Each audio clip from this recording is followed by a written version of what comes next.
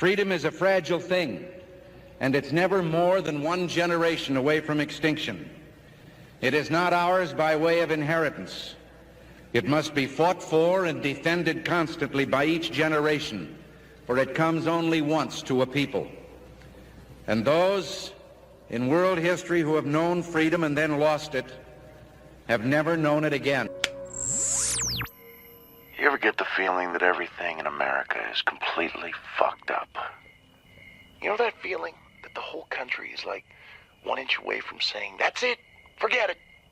Let's see, Hey, where twist I'm around. Now look, here's a 92 house full of FM, bees. man. It feels like You think the high honey school badger little cares? band It doesn't so give a far. shit. Listen, let's get one thing straight. Price is right. Guns don't kill people. Guessed it. I do. I'm as horny as-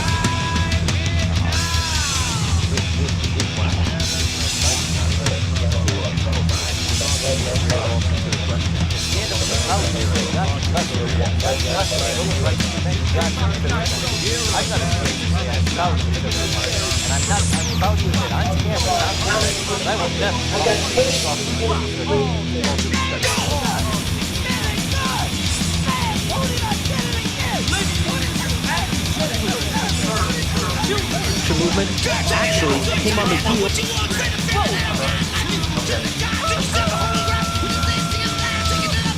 Israel has never had a better friend than President Donald J. Trump.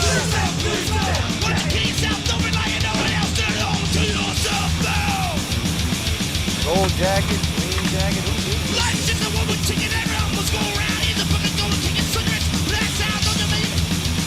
I think some apologies are in order. Despite myself having a extremely happy and well-adjusted childhood, that was my favorite song in the 7th grade. Really? Kill yourself? Yes. Well, you know, it's funny because I had never heard. I haven't heard that in a long time. Really? Yeah. Yeah. So that band's name SOD. is Sod. Not a fan. Which stands for Stormtroopers of. Stormtroopers of Death, and it was a super band with a guy named Billy Milano, who was like a New York hardcore kind of legend. Scott Ian, the guitar player for Anthrax, and then the bass player Dan Lilliker from Nuclear Assault, who was the original bass player of here we go. Who was the original bass player of Anthrax, and then Charlie Benante, the drummer for Anthrax, and they released that album. It became like this crazy like underground classic, and then they broke up over money. And so Billy Milano created MOD, Methods of Destruction. Okay. And they had Mod. Yeah, Mod. Mod Dad. And they were actually pretty successful too, but everyone goes back to that first SOD album. Is like it's super. The album's called Speak English or Die. So totally like super politically incorrect. And, Right. You know, music critics will refer to the problematic content of Stormtroopers of Death. I'm like, they're called Stormtroopers of Death. And I don't think they're Exactly. So I heard about him from watching this documentary on suicidal tendencies. Mm-hmm. And this documentary was saying that Suicidal just kind of ushered in this thrash metal. also sound. one of my favorite bands. Great band, yeah.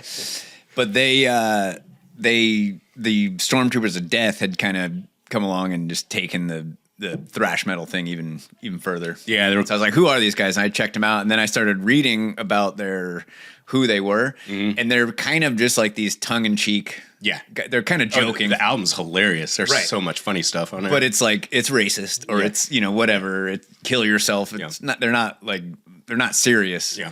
And it made me think of you because I think you told me one time that's kind of why you like deathcore or grindcore or whatever. Uh-huh. Is that there is like a tongue-in-cheek element to it, kind of like Yeah. horror movies that you like. Like you don't like horror movies because you like people dying, Right. But there's it's so over the I hate horror movies. It's so over the top and campy. And like Yeah. it's just like one of my favorite bands like for a long time, Cannibal Corpse. And you look at their album and their album artwork and the song titles, you're like, anyone that totally takes this seriously is like missing like what they're doing. It's supposed to be, Yes. it's like escapism. It's like this whole, we're taking it to this level beyond of like, what reality could even, you could perceive it to be, which is what's fun about it. Yeah, which is why I like horror movies too. Yeah. Yeah. And I get that, even though I don't like horror movies. Yeah.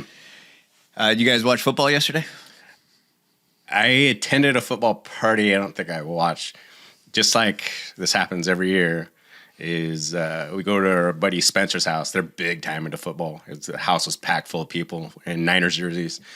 And I run into loyal listener Matt Ferris, and we just talk about guns for 3 hours in the kitchen. Nice. My wife walks in, she goes, "Wow, what are you guys talking about?" Yeah, I did. I watched the Broncos and New Bills. York. Yeah. I watched that game. That was actually a good game. I mean, that was a game to watch. I mean, was hoping that the Seahawks and the Niners would be a good game, but it was just a complete utter. It was a pretty blowout, right? Dude, our pastor today trolled the 49er fans so hard. Oh, really? It was hilarious, man. Hilarious. I actually had tears in my eyes. I was like, man, I'd never laughed this hard in church before. Yeah, I was. So Last time too, he's super sharp and super witty. I really appreciate it. Yeah. It kind of like takes attention out of the room, kind of. I guess you could say. this is what stood out to me about the games yesterday. I couldn't stop focusing on their helmets not because some of them were wearing those big fuzzy helmets, which I'm starting to really like. Do you know what I'm talking about? Yeah, you do, right? What is it? It's like the concussion, like extra concussion protection. Oh, yeah. Like this, So they have a helmet on, which already it's like the only sport where the guys wear like a big giant helmet with face mask. And then they have this extra padding on it, which I've seen some people refer to as the Somali helmet. Mm-hmm. And it's kind of grown on me. I like the way it looks. what would be the loophole if someone came out one of those giant plastic bubbles that kids roll around in the parks? I think until someone tests that out, there probably is that loophole. Show me the rule. Yeah, is it in the rules? I don't see it. Yeah. The helmets though on the back, all of them say, you know what they say? It didn't stick out to you. It's like everywhere. I can't stop fucking seeing it. Every single helmet. You know, they used to say like Black Lives Matter, or people could put like a personal thing there. Now it says choose love. And I'm like, is this really the place for that? Like, is anyone tuning into football to find love? Yeah. Like, people that watch football want love. They experience love, presumably, right? But there's kind of like we we're talking about escapism before. Yeah. You tune into football, and really any sport, any actual sport, you tune into for the warfare simulation experience that it is. My team versus your team, we're fighting to the death. It's more important than anything else in my life. Like, if you're a Man United fan and they're playing Man City, like, you want your team to win more than you want your own child to like succeed in life. Like, it's life or death, right? Yeah. People are tuning into football, American football, for the violence. Right. For the, like, as close as you can get to simulating warfare as possible. Mm-hmm. And on the back of everyone's helmets, it's saying to choose love. It's like, who are they speaking to? Yeah. And I think that the NFL we talked a couple episodes back. We basically are doing an NFL podcast now. We have a segment in our podcast that's dedicated to the NFL every week. You always get your way. Working on me for 7 years. Dude, you bring it up as much as I do. That the NFL is like trying to tank almost. It's like our society. It's like they want it to fail. Yeah. Right? Why are they doing this? Why are they turning the NFL into this pansy-ass sport? Right. They're just deliberately trying to ruin the good things about it. Yeah. It's been happening for a long time. You used to watch football back in the 70s, and real men played the sport. Drinking beers at halftime. Yes, smoking cigarettes. Had to work the next day. Exactly. They all had day jobs. There was no money in it, so you knew the reason they were playing is because they loved the sport. Yeah. They weren't playing it for the money. Now you have people that from the moment they're born, before they're born, you have parents deliberately trying to breed athletes. Yeah, it's like the entire league is a bunch of Gavin Newsoms. Just a bunch of fucking, you pull that helmet off, there's a lizard under there.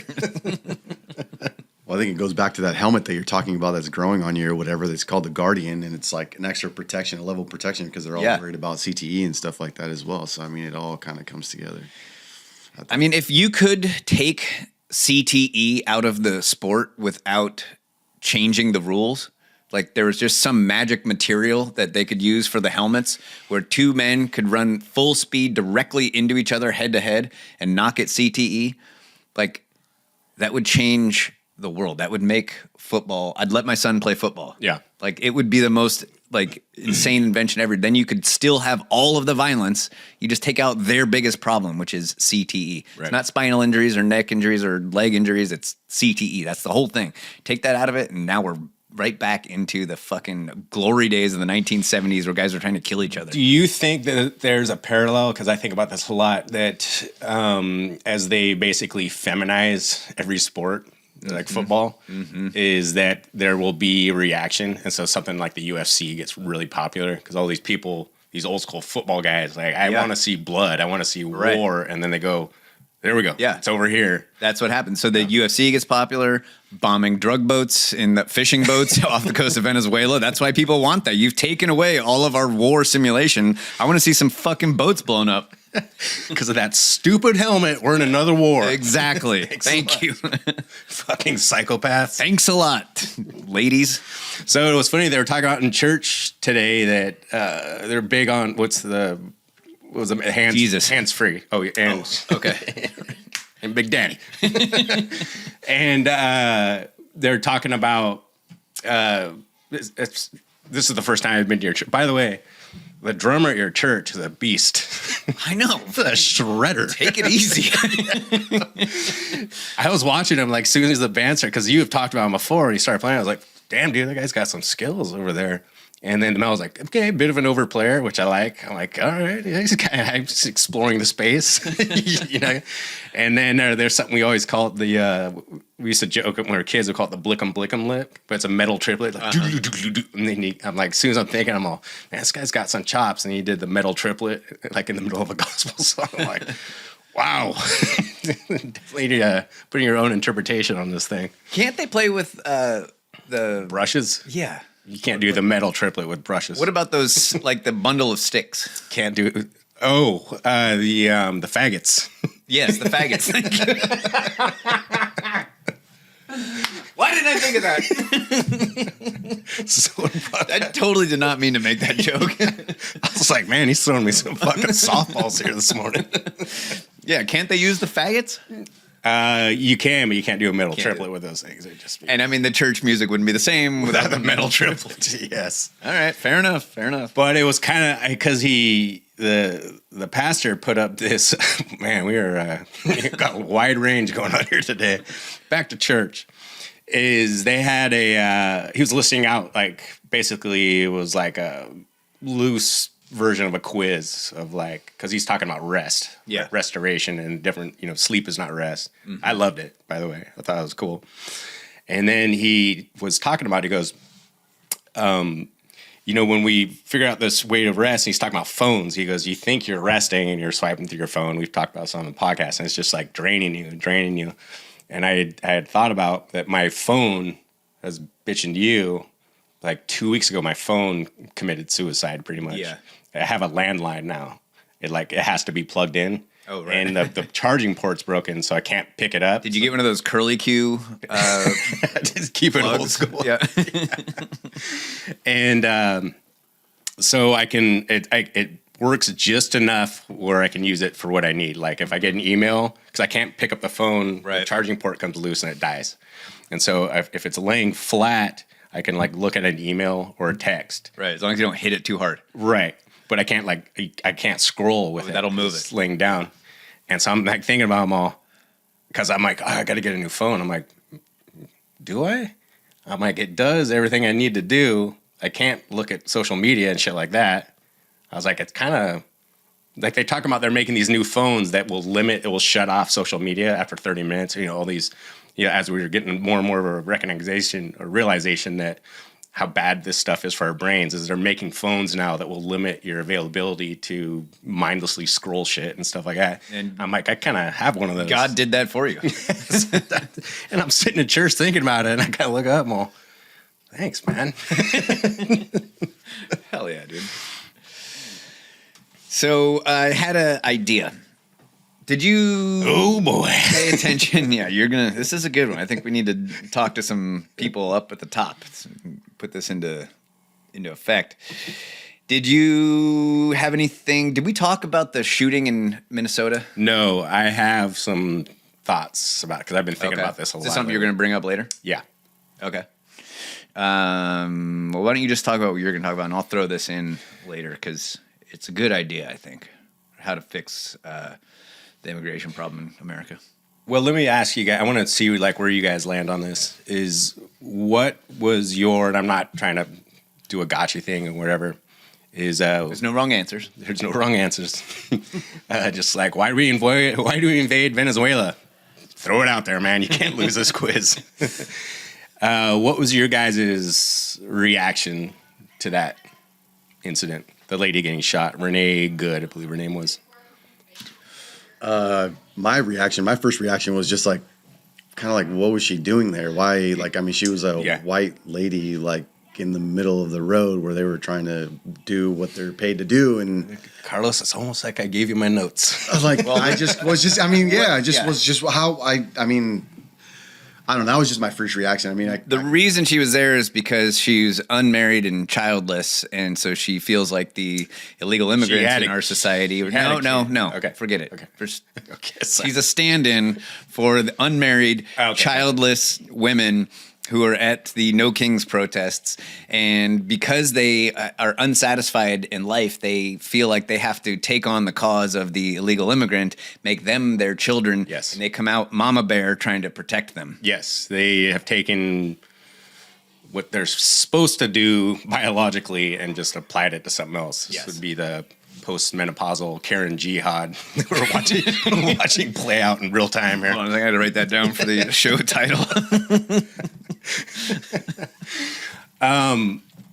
Because Carlos, my reaction was very similar to yours. Because, I go, well, what did you expect was going to happen there, right? Because I wanted to play this on the podcast, but we're still figuring out the technology. But I shared that that video of the duck hunters. They're shooting ducks, and that lady comes out of the woods. Yes. And she's like, fuck off, like some kind of weird, like exotic bird. She did sound like an exotic bird.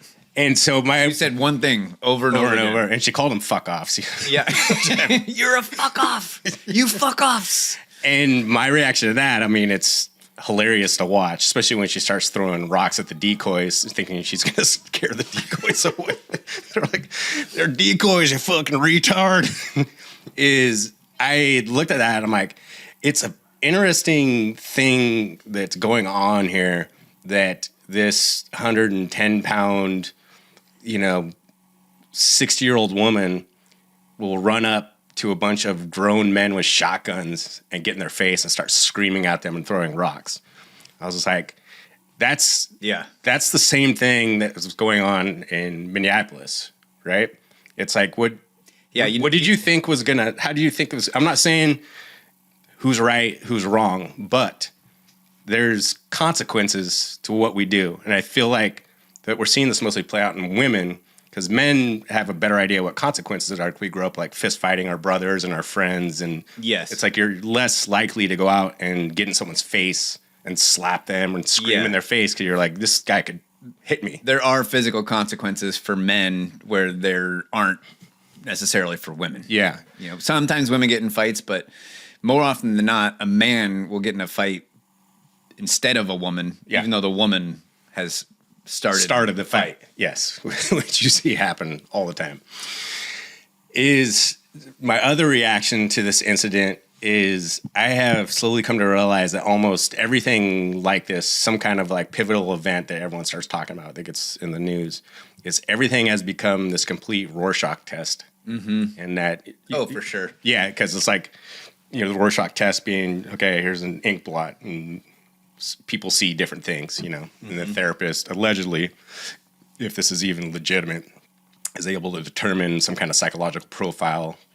Guys like, oh, vagina again, 6 times in a row. Like, let's talk about your mother. Right. And that's what these events are. It's like, even as the more and more evidence keeps coming out of saying, different camera angles and everything, is this side says that, and this side says that, and they're just going to dig their heels in. Right. Like, and sometimes despite any evidence, it's like you hear the first 8 seconds of of the news segment on this thing, everyone's just like immediately like, I already know exactly what happened. Yeah, the very first thing I saw was some Twitter, right-wing Twitter person like, I don't know, DC Drano or one of those guys that you just kind of know where they're going to fall on this. And the very first thing it said is, she tried to run him over. He shot. It's self-defense. Case closed. Boom. Like, okay, that's all we need. One sentence. Yeah. Here it is. Case closed. That's it. And there's no situation. Yes. There's no case closed in one sentence situation where someone gets shot. Like, just that on its face. Like, even if it was self-defense, you can't just. There's no way you can watch a video of it and sum it up in one sentence that one person is justified or not. And I watched it. I thought, first thing I thought is like, well, you shouldn't be in that situation. Yes. If there's a cop, if there's a masked cop who probably doesn't have a lot of training, he's this guy that just got hired by ICE, and he's out there on the street, and you're in your vehicle, you should be very, very careful around that person because you don't want to die. Yes. It's like when you get pulled over by the cops, you should roll your windows down. You should have your hands where you can see them, even though you haven't done anything wrong. Yeah. Maybe you're totally innocent. Maybe the cop made a mistake. Doesn't matter. You don't want to get shot. That guy could shoot you. Yes. Okay. Not that he's justified in doing that. And I didn't think necessarily that the cop in that situation, Minneapolis, was justified in killing her. We'll get there. But so I had both kind of thoughts in my head. Like, well, this didn't really seem like a justified shooting, but at the same time, like, this guy could shoot you. Don't act so erratically in your vehicle around him. What a wild, nuanced perspective. I think there are certain elements in play here that led up to what you're saying. I was at the same thing when I saw it. I'm like, a lot going on here. Like this lady. Okay, so I've had my fair share of interactions with cops, especially being a punk ass kid in my 20s. Now I've been in situations where a cop pulled me and my friends over to fuck with us and was trying to get a reaction out of us. Like he would love nothing more. You realize right off the bat, like he would love nothing more than if I start talking back to him. He's fucking with us. He's trying to provoke us. And it would make his day if he got to drag me out of here, throw me on the ground, and take me to jail. This is what he wants. Right. And you can tell that. And my friends and I, we knew back then, you go like, stoic, straight face, yes, sir. Like, here's my ID. He's tearing our car apart. You go like, there's only two things that can happen here. We don't give him what he wants, or we give him what he wants. And we have to have like a level head. As much as it sucks, it's fucking scary. It's terrifying. And you're angry. You go like, but I can't, like, he has the power here. He's fucking with us. Remember when we started hearing the term mind virus? Yes. This is one of the first things that popped in my mind after the Rorschach thing. I'm like, here we go again. Like, these people say this, these people say that. Desmet thing? No, Rorschach was the mind virus. Richard Dawkins. The mind virus. Oh, that was Desmet was mass formation psychosis. Okay. Yeah, mind virus is related. British evolutionary biologist Richard Dawkins. In case that comes up at trivia night for you out there, he's the skeptic guy. I think he's atheist? like a Sam Harris, but he tells the truth. He's an atheist, right? Yeah, I think he did write the books on what was it? He had like one for. That doesn't matter. Yeah. So, I always chalked up a Karen because you originally heard like the woke mind virus is what we would always hear, and then you hear the notion of the mind virus, and I go like, well, it's just another like kind of internet based kind of pejorative that people throw out there, and the right has them, the left has them. You know, then we get the libtards, and you got MAGA turns into maggots, and liberal snowflake, conservative snowflake, you know, and they try to co-opt each other's, and it's just kind of a silly game of tennis that we watch like unfold on the internet. This was like one of the few times that after I saw what was going on in Minneapolis with this woman dying, is I was like, I never really took the mind virus seriously, and maybe this kind of seems like it's a thing where this person, they're able to nullify the obvious kind of consequences that are going to come for your actions and just like completely block it out, like it's no longer like an objective possibility, and put yourself in the situation. It's like, I'm going to plow my car into a bunch of armed ICE agents, and she just thinks like, yeah, I'll be fine because the truth is on my side or whatever. Dude, you know what it is? It's that virus that is in cat piss that the mice get. Yes. You know, where they are become attracted to cats. Yes. And the mice will just go right up to a cat like, Yeah. like, I'm going to be fine. This is what I need to do. And it's actually a virus, a literal virus that they get from, I think, from cat piss. Yeah. It gets into their system and it corrupts their brain and makes them want to be near cats. And then they get killed. And what's the stereotype about these liberal Karens? They are a lot of cats. They Dude, I have a lot of cats. I must have heard Joe Rogan talk about this before, that is happening to these people. The other thing I thought is there is this element of LARPing going on. We see this on, okay, let's just take the left for a second. We saw this during the, what Nancy Pelosi called the Summer of Love. And people like to dress up like little revolutionaries and go out and, you know, we're going to fight the system for 3 or 4 hours. I'm going to go home to my apartment, go home to my cats.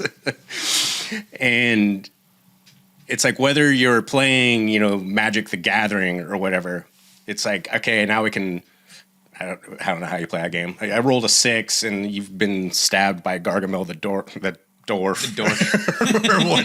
however that game works, and you're like, yeah, it's going back to escapism and fantasy. And it's just like, okay, I'm gonna go home, go to bed. Like, you know what I mean? Like, it was exciting to be in this little thing. It's like the same thing is kind of happening with like all these protest people, where they're almost like playing a game. They're like role playing of like being like edgy revolutionaries. Same thing. So if you look at the 1033 program, No. 1033 program is a federal program that takes decommissioned or surplus military hardware and sells it to local police departments. Okay. Right? And so you have the armed Humvee with the 50 cal that was patrolling the streets of Fallujah. Now it is being used in some suburban To write parking tickets. yeah, or to bash in the front of the house with a guy growing weed in his basement. And going back to, we were talking about the LRADs, I was like, if you give people these weapons, they are going to use them. Right. You know what I mean? Right. And so, you have all this, some of the most advanced military, like, hardware that the world has ever known that being used in Fallujah to catch Al-Qaeda, who also has the same hardware, but we'll get into that on another episode, is, now it's being given to police departments. And so the LARPing is happening on both sides. So you have these counter-revolutionaries. They like to dress like gay ninjas that look like they're going snowboarding for some reason. And then you give these guys with some kind of minimal training that just got hired by ICE, a year ago, and you let them dress up like army guys. How are they going to start acting? They're going to start acting like army guys. And it's like, that's why events like this, you put these two things together, like, this is what you get. It's inevitable that it's going to happen. And you're not going to get something good out of that. No, someone's going to get shot. Okay, this is a good point to give you, or a place to give you my idea. Do you know what it costs to deport one illegal immigrant? You think you told me 17 grand? Yep, $17,000. Yep. Some estimates, that's from the federal government. That's their estimate. Yeah. Some estimates have it at $30,000 or even $100,000 per immigrant deported. So I thought, okay, we're hiring all these people, giving them minimal training, dressing them up in army gear with masks on their faces, and then putting them into this situation where all these cat ladies who feel compelled to protect the illegal immigrants because they don't have any love in their lives, you're creating this really, really toxic and dangerous environment. Much like cat urine. And you're creating this cat urine environment, and we're spending $17,000 per immigrant. Why not just offer, let's start here, just offer every illegal immigrant that's in the country $17,000 to just leave. And so if you're a family Yeah. And I know some families where the kids aren't even legal because they came with the kids from Mexico. Like you could have 3 or 4 people in your family. That's like, almost $100,000 to go back to Mexico. Mm-hmm. Like you can live like a king in Mexico, right? With that much money, buy a house and just kind of retire. Actually, I'll take that money and move to Mexico. They can move into my house. Okay. They can pay the mortgage. That brings I'll surf for the rest of my life. Part B of this idea is that if you want to renounce your U.S. citizenship and move to Mexico, you can go too. You get the 17,000 also. So do we really want those people here in the United States? I mean, if you would rather be a Mexican citizen than an American citizen, by all means, go. You have to renounce your citizenship. We're getting close to my original immigration idea. Carlos, let me know what you think of this. This was my idea about immigration, is we have all these people risking their life to get here, right? Like literally on homemade rafts and crawling through tunnels to get here because they want to be here. Then we have all these other people that, at least according to what they say, they hate being here. They think it's the worst country on earth. And we just do an exchange program. And based on contractors that go down like, okay, I need a concrete guy. You're coming with me. You, liberal arts student, you're going to Cancun, dude. It's great. You're going to love it. We just do a 1-for-1 exchange. See? We got solutions. Everyone wins. So you tune into the Liberty Tree podcast. James is up there watching Yes. us. About time they came up with some solutions. So, dude, you're going to love this. We talked about California. Yeah. And how much is missing from the being spent on homeless? I think $24 billion. $24 billion missing. $24 billion that they don't know what happened to. No, they took the $24 billion and homelessness got worse, and now they can't account for the money.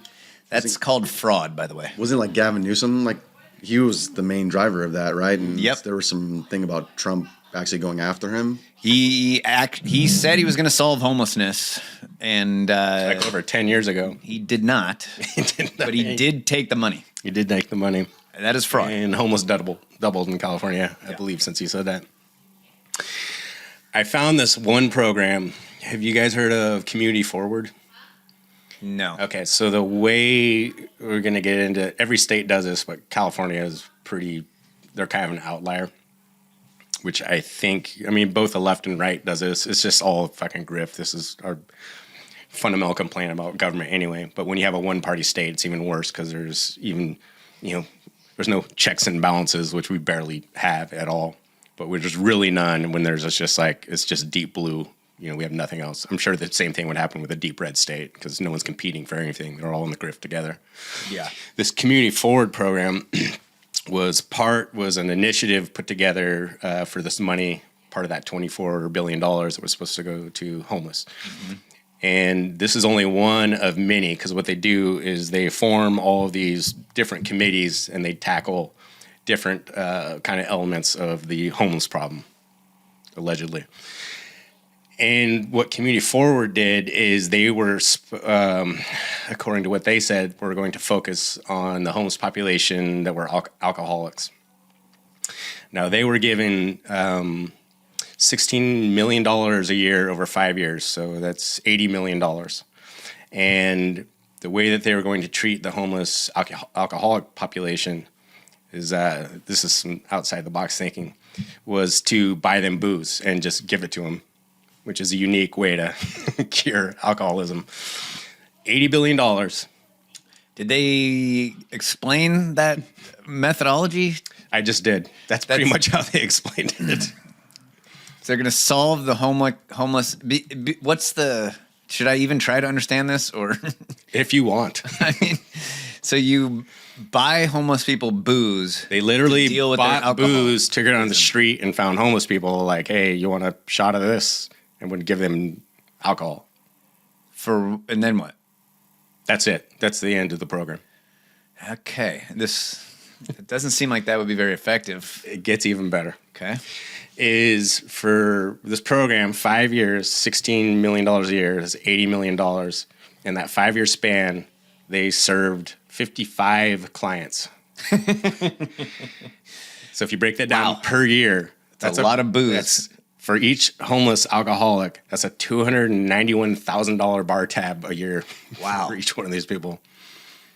Well, I mean, you and I do put down a few beers. I think we did the math one time. It was up there. Yeah. I don't know about 291,000, but I do know that since I quit drinking, I have saved a lot of money.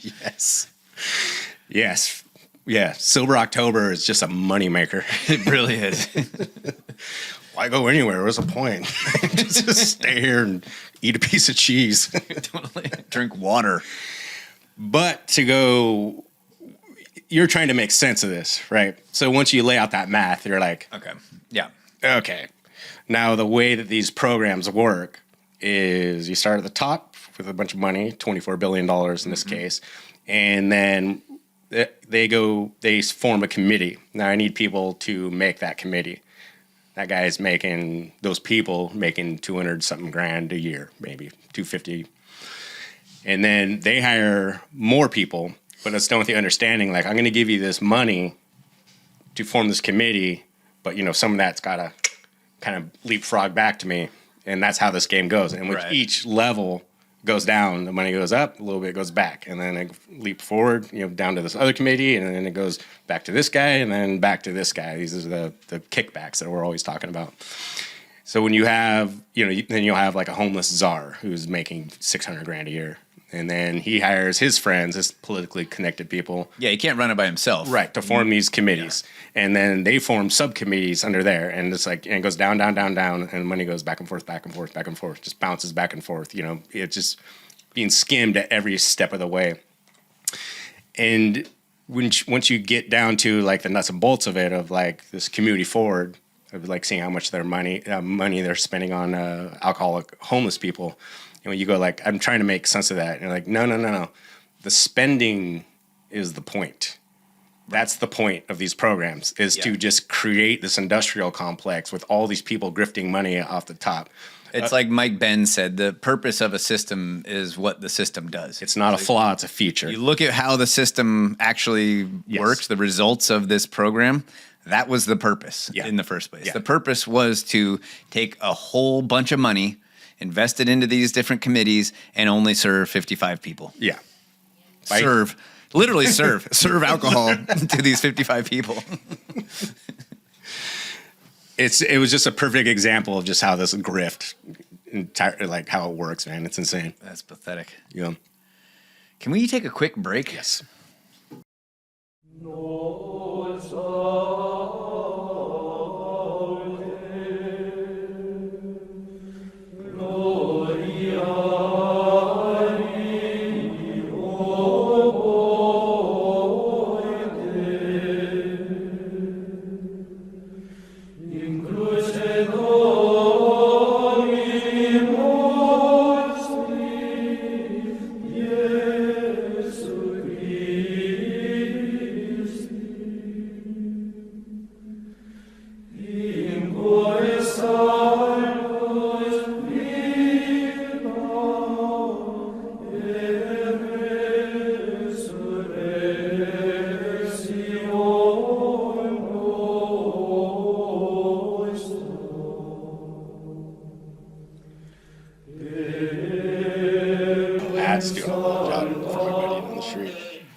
Hey, Jake.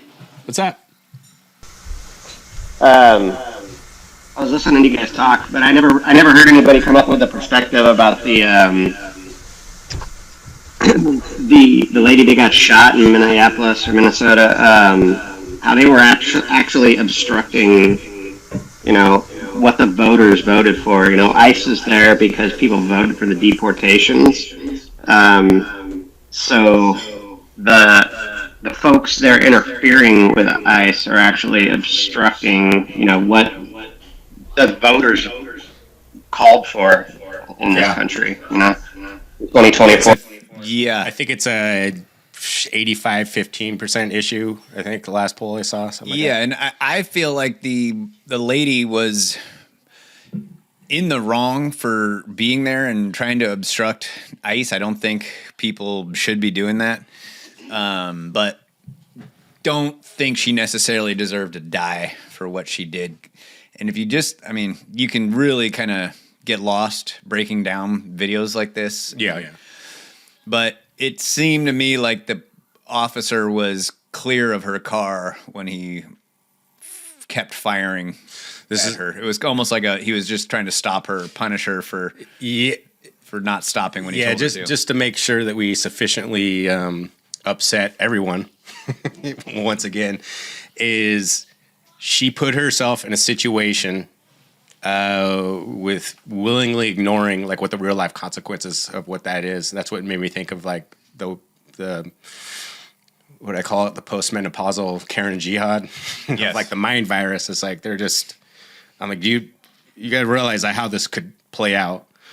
At the same time, I think the guy that shot her, I don't know whether it's a combination of poor training or extreme lack of adrenaline control, made a fucking terrible decision. It's like, because we were talking about this earlier, it's like, okay, she drives off. She did hit a guy, like, didn't run him over, as some people are saying, like hit him with, her car.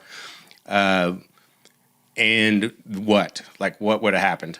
It was like, if they would have just called it in, they had her description, they had her car, I guess they probably had her plate numbers. She would have been apprehended within 15 minutes if they just would have called it in. So I'm like, both sides are fucking LARPing, and that leads to decision making that doesn't take into consequences into account. Yeah, I mean, playing devil's advocate, if she demonstrated that she was willing to use her vehicle as a weapon while the officer was directly in front of it, when he was no longer directly in front of it, he was out of the line of danger, but I guess maybe demonstrating that she was willing to use it as a weapon, he didn't know if she would continue to try to ram other people or whatever the case may be. But yeah, I could see that argument. And this is where, this is why I brought up the kind of notion of the Rorschach test is like, then you have one side is saying, no, she was trying to help them. She was trying to wave them through. And the other side saying like, she was some like maniacal mad woman, like running people over. I'm like, neither one of those things fucking happened. How much of it is like a psyop? All of it. I mean, it just seemed like to me like it was just a psyop. Like all these things just seem like they're just being perpetuated because there's like really no answer to it. Yeah, when you say something like psyop, which I tend to agree with part of what you're saying, is people say like, oh, so the whole thing was staged and these are crisis actors. Like, no, they take something that actually happened and then hijack it for a narrative on either side, which is there's your Rorschach test. And they're saying that because the voters wanted the deportations and these people were out there trying to interfere with what the voters wanted, they were actually attacking democracy. So they're saying that the left's January 6th was on January 7th. Say again? That's the joke. Oh. Remember, January 6th was was when the right attacked democracy by storming the Capitol or whatever.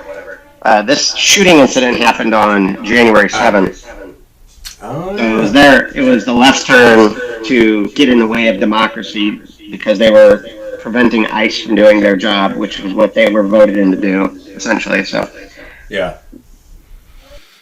Yeah, that's. I think that fits into the category of the Rorschach test. Like, just you can stretch it to make just about whatever you want the reality to be. Oh, it's predetermined. And that's why I was saying like each side 6 seconds into the news segment about hearing about this in the first time already had it made up in their mind of what happened. Yeah, she was murdered in cold blood for no reason, and she was a lunatic that was mowing people over. I got something for you. Completely off topic. Here, Carlos, will you pull up my screen?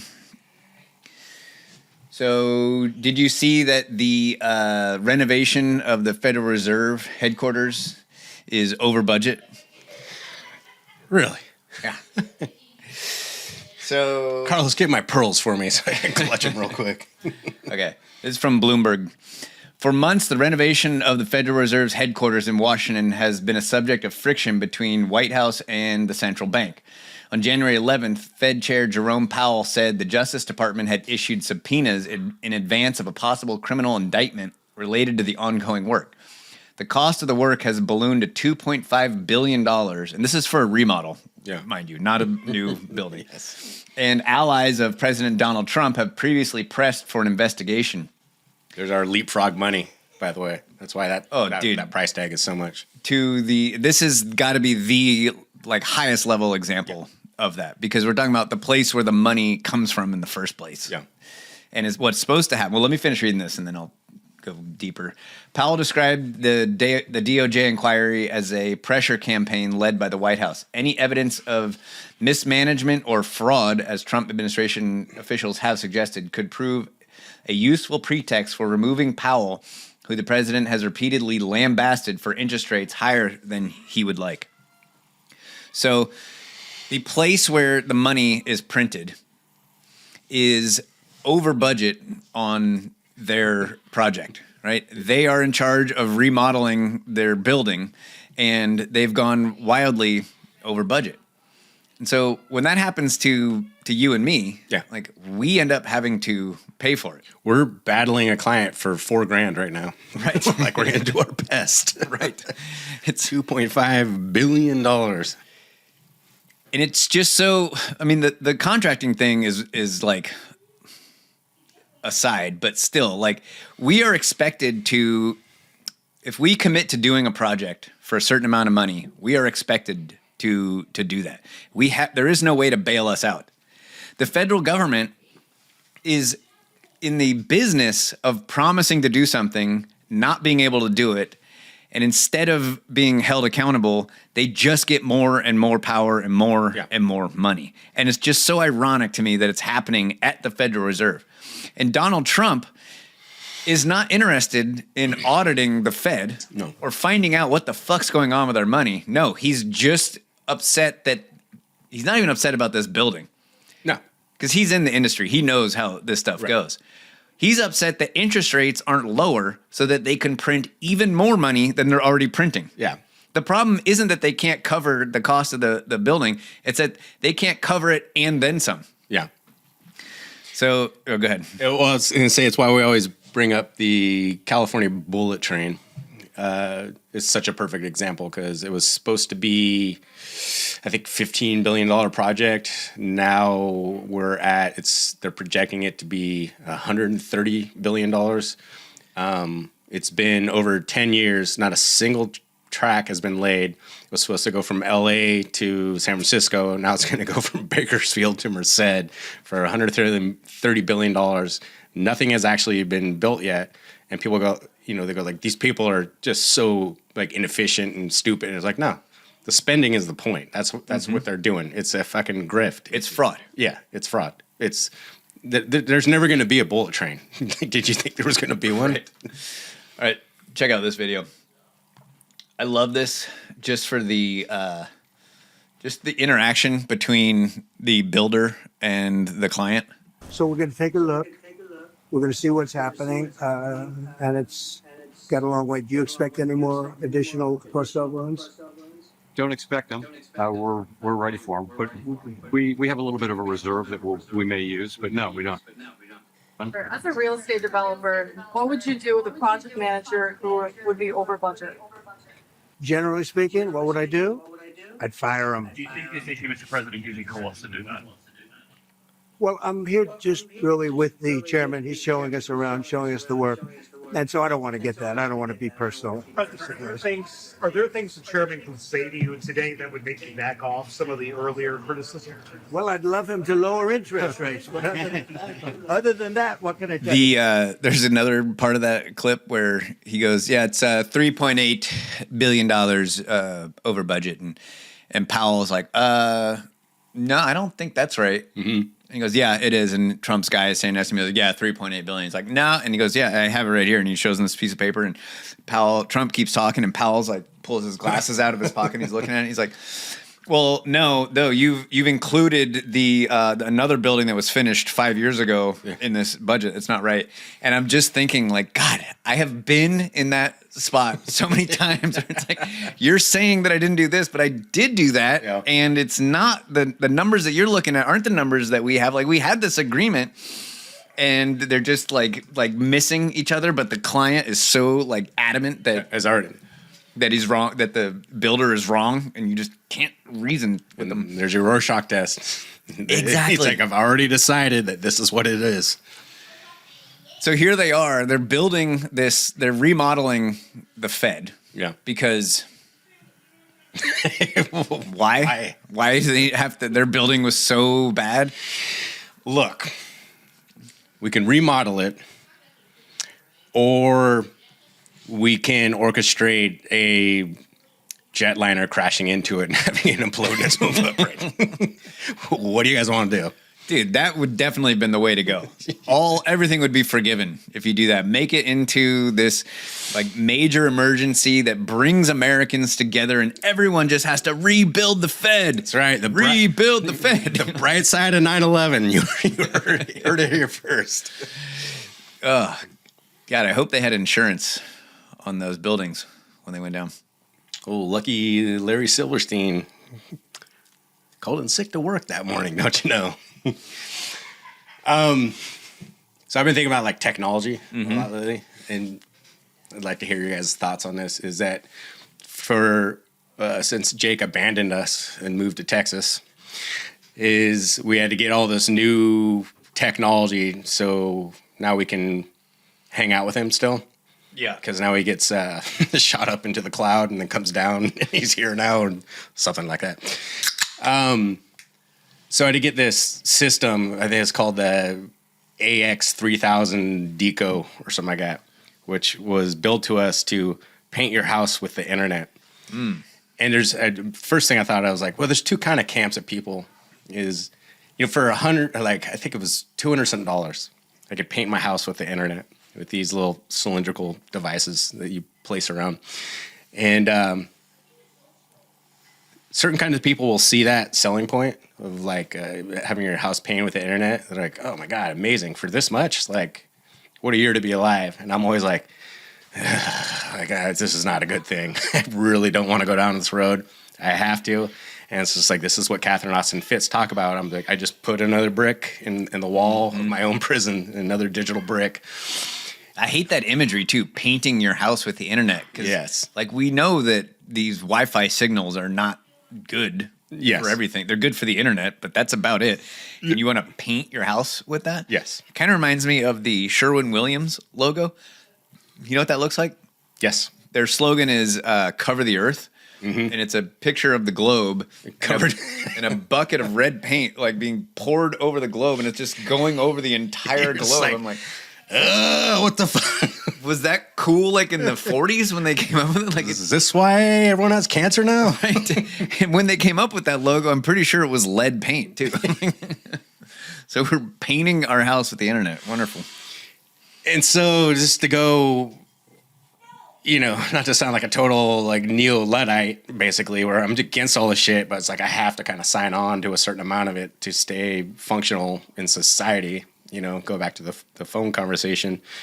Is it just made me think? I'm like, what are we doing here? Like, why do we keep doing this shit? You know what I mean? Now I did this so we could do the podcast and have video and all that. It's like I had to do it. I was just like.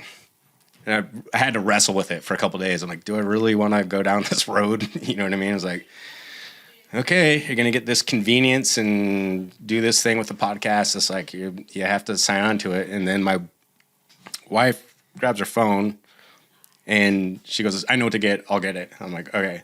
And she just hits 3 buttons. She goes, it'll be here tomorrow.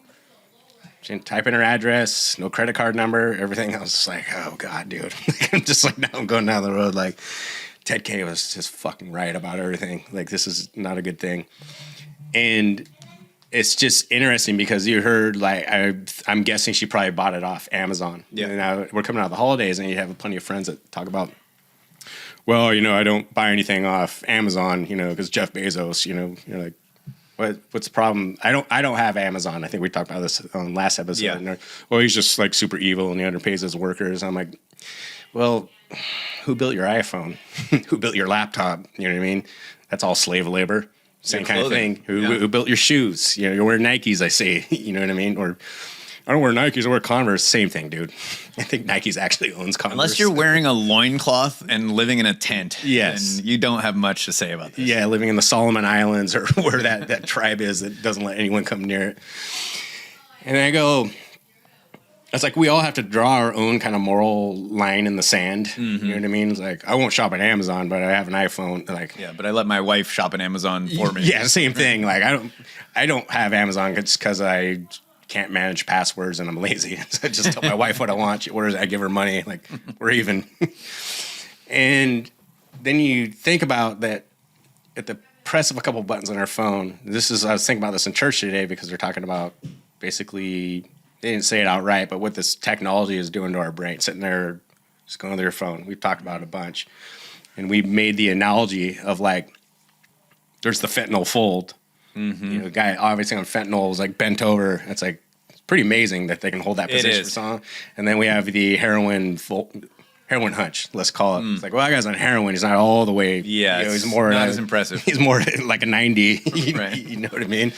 And then we made the joke of like, well, what if there was a virus that just made people stare at their hand all day? I was like, we got that. Yep. Yeah, go to any restaurant right now Any and waiting look around. room. Yeah. And you'll see a family just sitting there like this, just like staring at their phone. And this, my favorite move of just like, just give me anything except to talk to my fucking wife in front of me. I just, you know what I mean? I just need to see something. And as much as like, I feel like I don't want to be guilty of like being part of these systems, it's like, I can't help it. It's like, so my wife got on her phone built by slave labor and got into Amazon, which underpays their workers. And the next day, this incredible convenience, this Amazon driver, underpaid, chucks it on my porch and takes off. And I take out these little cylinders assembled in China by slave labor using minerals, dug up in the ground at gunpoint by other slave labor in Africa. And now my whole house is painted with the internet. You're like, I'm part of the system. I'm a part of this like evil cycle. And it's like, you can't avoid it. And it drives me fucking crazy sometimes. It made me think that, I was thinking about this in church, is that, do you guys know what the CES is? No. Consumer Electronics Show. Yeah. Some people say the CES show. Right. It's like saying biological male. I just say male, dude. I know what you're talking about. Cis male. We're not going to go down the deli and get a sandwich food after this. It's just sandwich food.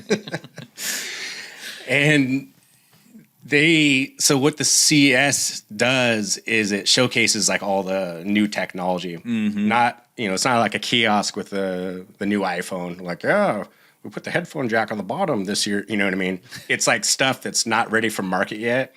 And what they're doing, I was listening to a reporter report on this. You would think a guy that reports on the CES would be pretty boring. Yes. It was like wildly fascinating because he covers this and he goes, well, what they're doing is, or the way that I interpreted it, he goes, what they're doing is unveiling new technology that's not on the market yet. Like it's about to be there. And they're kind of priming everyone's pump for like what they think they're going to need in the next 2 or 3 years. So yeah, it's a predictive programming trick. Yeah.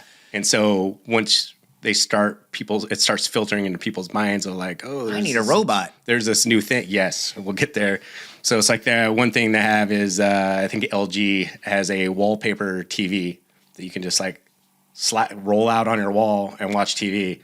And then now that your whole house is fucking painted with the internet, like, man, I don't want to miss this MSNBC segment. You can peel it off and put it in the bathroom and take shit. You know what I mean? Oh, it's God. not ready for a market yet. And like, dude, think about it. I mean, your whole house painted with the internet, you get rid of all those stupid photos of your kids and your wife and your dead grandparents. It's like, you could have this TV like anywhere. Right. Like theoretically anywhere. We need space. Yes. Pictures out, TV in. Now, as you would guess, for the last couple of years, the CES is relied heavily on AI.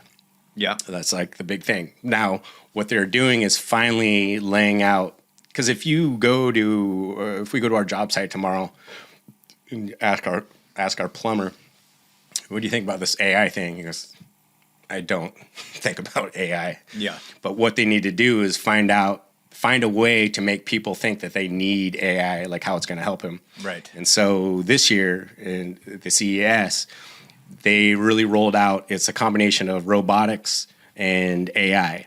And to make it, because like we have to monetize this somehow. We have to make people convinced that they need this in their lives.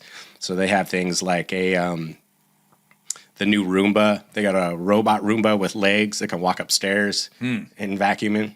They have an AI robot that can load your dishwasher, can fold your laundry. Now, it's not ready for market yet. It's still like being perfected. You've seen like some of these videos of like, it doesn't look, they're still working out the bugs on this one. They have a Roomba lawnmower, which, what could go wrong? Babe, lawn looks great. Where's the cat? Have you seen the cat lately?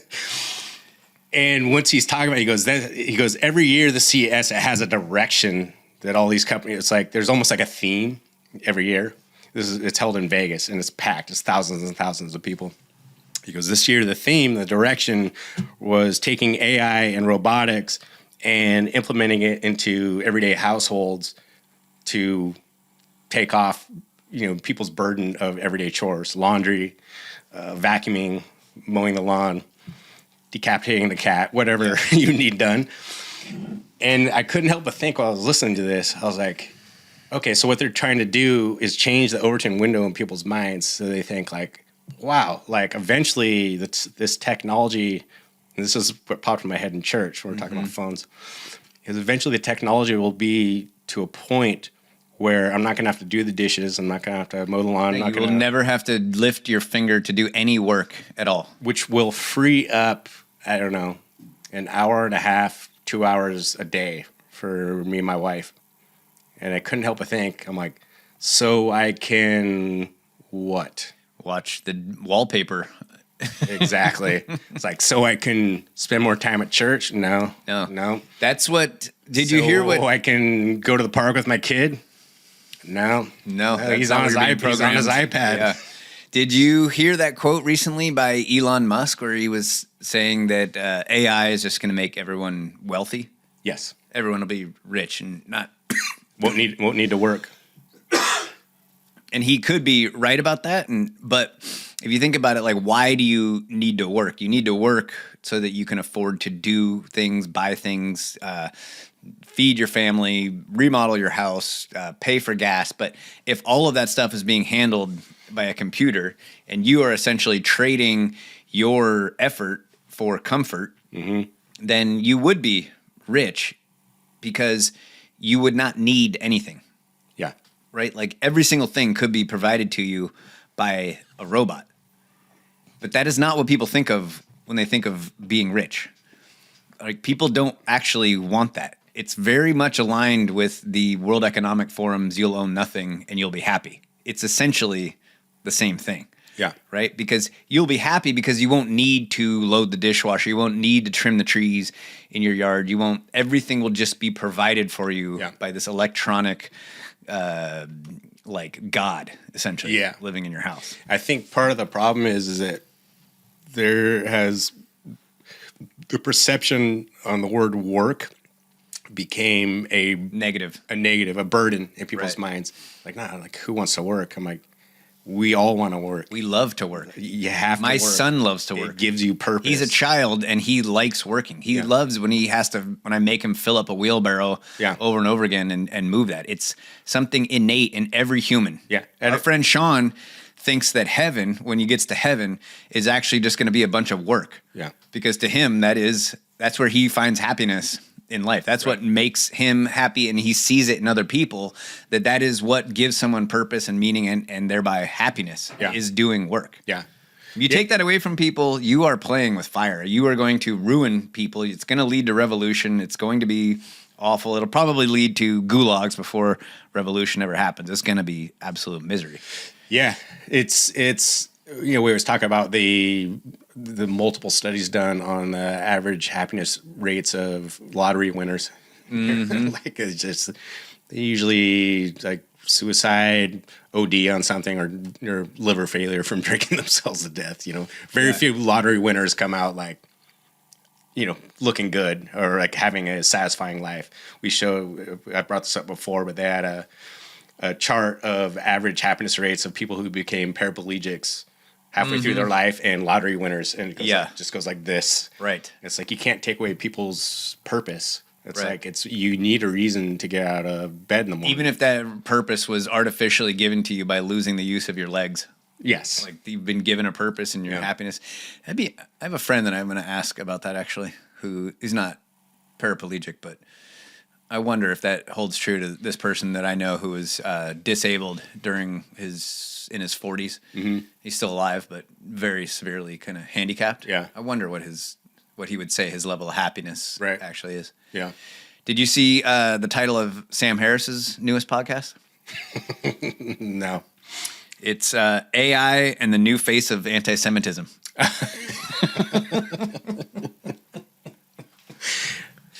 He's just the gift that keeps on giving. I tried listening to it, but it cuts it off halfway, and only subscribers can listen, which I started to think is like a self-defense mechanism. Like only people that pay him money will actually get to hear like the worst things that he says. Maniacal drivel. Right. Well, I pray that I will be one of the lucky ones who does make it up into the woods and is living off the land while next week society is just absolutely crumbling around us. I want to prolong this human existence for as long as possible. At the same time, God gave us the gift of mortality because I can't take much more of this shit.